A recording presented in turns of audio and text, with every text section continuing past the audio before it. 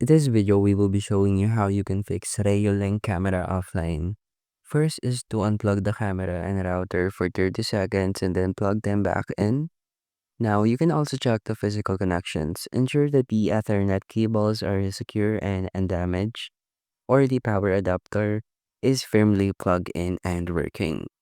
Also confirm that the camera has a stable power, so make sure that you're using a compliant adapter or check the PoE. You can also check the Wi-Fi signal. Make sure that the camera has at least 3 bars of signal. Move it closer if needed or check the antenna position. Also use your phone's mobile data or a hotspot to see if the issue is your home network. Now let's do some router and network solutions. Access your router and disable features like MAC filtering, API isolation, or VPN temporarily. And you can also try rebooting your router. So if the rebooting doesn't work, try a full router reset by doing a factory reset.